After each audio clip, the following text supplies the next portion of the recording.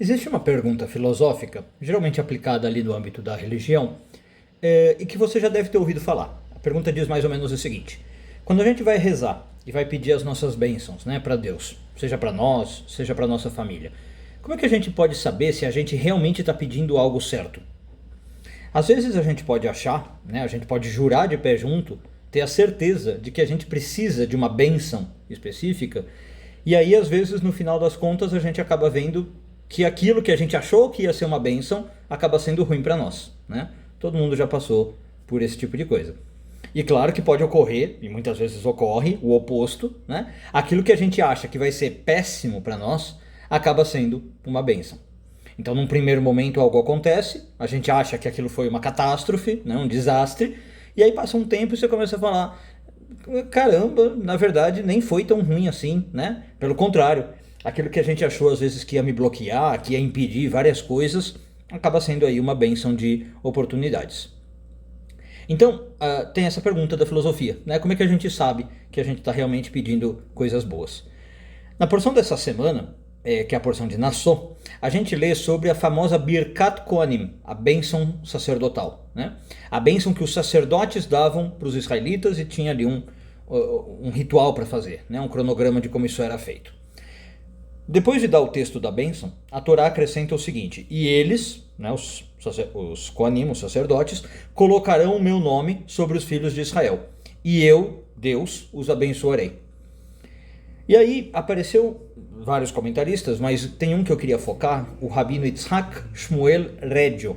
Ele era um comentarista italiano da Torá, né, do século XIX, quase aí contemporâneo nosso, e que levanta a seguinte questão: se são os Kohanim que dão a bênção, por que a Torá fala no finalzinho que na verdade é Deus e não os Kohanim que estão fazendo a bênção? Né? Como eu falei, no final aparecia assim: então os Kohanim colocarão o meu nome sobre os filhos de Israel e eu, Deus, os abençoarei. Entende a pergunta? Né? Se são os Kohanim que estão lá fazendo a bênção, por que Deus precisava dizer isso? E aí, na verdade quem está fazendo a bênção? É Deus ou são os sacerdotes?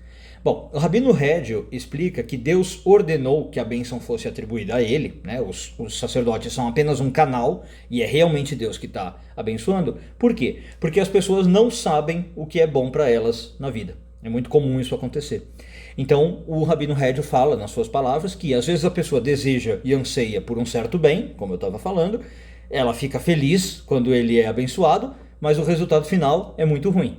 E também ao contrário, diz o rabino Reggio, né? Ou seja, algo que parece muito ruim, que no primeiro momento a pessoa, como eu disse, fica triste, em última análise acaba sendo muito bom para a pessoa. Então o rabino Reggio conclui ali as suas palavras e fala o seguinte: por isso que Deus ordenou que as bênçãos estivessem sob o seu domínio, né?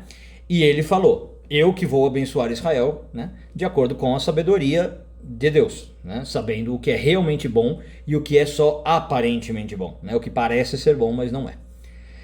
Existe uma bênção no judaísmo que a gente faz depois de comer, né, o Birkat Hamazon.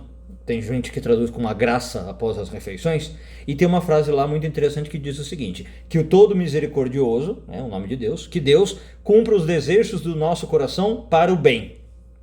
E aí tem um rabino cabalista, o rabino Haim Davi Alevi, que ele explicou essas palavras para o bem, né? Por que eu tenho que falar que Deus cumpra os desejos do meu coração para o bem? Dentro da lógica que nós estamos falando, né? Uma vez que os desejos do nosso coração podem realmente ter consequências negativas para nós, que nós não podemos prever, que a gente nem faz ideia, a gente pede para Deus o quê? Cumpra as minhas orações, faça sim os meus desejos, mas ao mesmo tempo faça para o bem, né? Faça esses desejos sem os efeitos colaterais negativos que podem vir do que eu estou desejando, percebe? Então, a vida tá, na verdade, cheia de pessoas que perseguem falsas bênçãos, se a gente falar desse modo, né? Ou seja, são pessoas que talvez, se a gente falasse numa linguagem moderna, elas estão buscando o ganho a curto prazo, né, sem prever as consequências negativas a longo prazo do que elas estão querendo, do que elas estão desejando. É o caso clássico de Esaú, né? Na história lá de Esaú e Jacó, Esaú troca as bênçãos da primogenitura por lentilhas. Então, no primeiro momento, na cabeça dele, ele achou que estava fazendo algo maravilhoso, senão ele não teria feito. Quando ele vai ver, ele chora amargamente. Na vida prática, né, por exemplo, são pessoas, muitas vezes, vou dar aqui exemplo de duas áreas, finanças e espiritualidade. Na área de finanças, por exemplo, tem muita gente que busca ganho material fácil, né? Ela realmente vai ganhar ali dinheiro muito fácil, muito rápido, em pouco tempo, mas às vezes isso implica um quê? Um comportamento ilegal, um comportamento imoral, coisas que podem te dar muito problema lá na frente. É um exemplo de você ficar buscando bênçãos falsas, né? Na espiritualidade, por exemplo, eu falei que ia dar essa segunda área, são pessoas que às vezes querem, sei lá, se iluminar da noite para o dia, né? Em algumas horas as pessoas querem atingir o céu, né? E aí elas se sujeitam a qualquer tipo de coisa, a qualquer tipo de grupo, de crença, de líder carismático, e quando vai ver a dor de cabeça também é grande, né? No primeiro momento a pessoa fica deslumbrada, meu Deus, estou me iluminando. Quando vai ver, né, na encrenca que se meteu. Então os exemplos são infinitos, né? Se a gente for generalizar, em suma, o que a gente está falando? As pessoas que fazem isso, elas estão focadas numa vitória imediata, num ganho imediato, né? E elas estão tão focadas nisso que elas não percebem que as bênçãos, entre aspas, que elas estão buscando, na verdade estão levando elas por uma grande perda a longo prazo, né? E colocando, como eu disse, elas numa encrenca, talvez já agora, já no primeiro momento. Bom, acho que ficou claro, né? São pessoas que raramente consideram as consequências negativas do que elas querem, seja nas suas próprias vidas, seja na vida dos outros, tá? São pessoas que querem as suas bênçãos agora, a qualquer custo, independente do resultado a longo prazo. Se vai ser prejudicial, se vai ser catastrófico, a pessoa não está pensando. Então, de certo modo, a gente poderia dizer que são pessoas inconsequentes, né? Não pensar nas consequências. É justamente por isso que na literatura romântica, e talvez até um pouco antes, na literatura medieval, não rabínica, tá? Literatura do mundo universal, surgiram aquelas histórias de você vender a alma pro diabo, né? Em contos como Fausto, a personagem Mefistófeles e tal.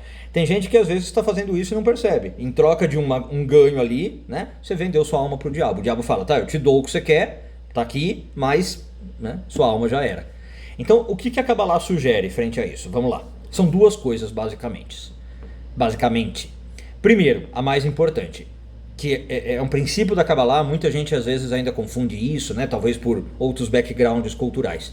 A Kabbalah vai dizer o quê? Primeiro, mais importante, não deixe de desejar nada, por causa do que a gente está falando aqui, né? Não deixe de desejar nada, não elimine nenhum desejo por medo de que ele seja mau.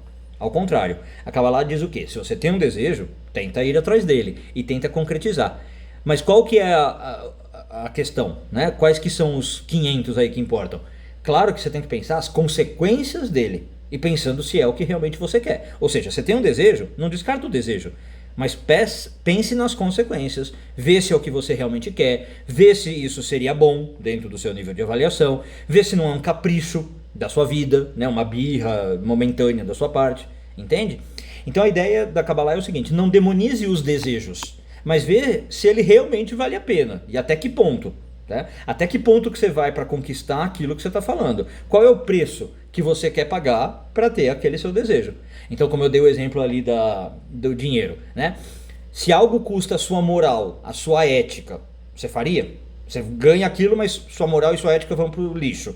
E aí, vale a pena? Para conquistar algo, talvez seu tempo precioso vá embora, a sua vida, a sua energia vital, a vida com a sua família, vale a pena? E aí a resposta só você pode dar, tá? Eu não estou falando nem para sim nem para não. Pode ser que você olhe para um desejo e fala, vale. É uma coisa que eu quero tanto, que eu desejo tanto, que eu acho que vai me fazer tão bem, que eu vou dar de tudo. E tem outras que você vai falar, não, realmente não vale tanto assim. Bom, essa é a primeira dica. Depois, a segunda dica é você tentar definir para você, na sua visão, tá ligado a isso, né? Claro. Quais que são as verdadeiras bênçãos da vida? O que você realmente vai colocar na sua vida como bênçãos que você tem que perseguir, que você quer conseguir, e coisas que, na verdade, não são tão bênçãos assim, são secundárias e tal. Então a Kabbalah, claro, ela vai sugerir algumas ideias do que seria bênçãos. Por exemplo, a bênção da sabedoria, né? Uma bênção geralmente muito bem-vinda. Bênção da sabedoria interior, inclusive. Bênção da compaixão, a bênção da coragem moral, né? De você ter ali o que chama Gevurah, né? De você conseguir resolver problemas e tal. Mas é você que define as suas, percebe? Eu falei aqui, por exemplo, sabedoria e compaixão. Talvez você fale assim, pra mim não é tão importante isso, né? Talvez pra você é o quê? Família? É uma bênção acima de tudo. Amor, né? Viver numa relação amorosa. É trabalho, é dinheiro, como eu disse, né? Uma vez que você faz isso, você vai evitar as falsas bênçãos oferecidas pelo mundo, né? que são essas falsas bênçãos oferecidas pelo mundo? As ofertas fáceis, que acabam se mostrando difíceis. Estou lembrando aqui a tradição talmúdica, né? Ela tem um dito que diz o seguinte: existem caminhos curtos que são longos e caminhos longos que são curtos, né? É exatamente isso. Bom, para talvez ajudar aí nessa sua empreitada, nessa sua reflexão de como você pode realizar seus desejos sem os efeitos negativos, eu vou encerrar com uma frase do Abraham Lincoln, que eu ouvi uma vez, e que talvez não seja exatamente aqui do nosso tema, mas que fala bastante sobre o que nós estamos discutindo. E de certo modo até pode definir a jornada de um ser humano na vida. E o Abraham Lincoln diz mais ou menos o seguinte: olha, eu não tenho que vencer, mas eu tenho que agir com a verdade, né, com a minha verdade. Eu não tenho que ter sucesso em tudo, mas eu tenho que viver honrando a luz que eu tenho, a luz que eu sou, né? Eu acho que com um pensamento desse a gente entende bastante do que se trata a questão, e é uma boa frase para a gente refletir daqui para frente. Uma boa semana a todos, Shavua Tov e tudo de bom.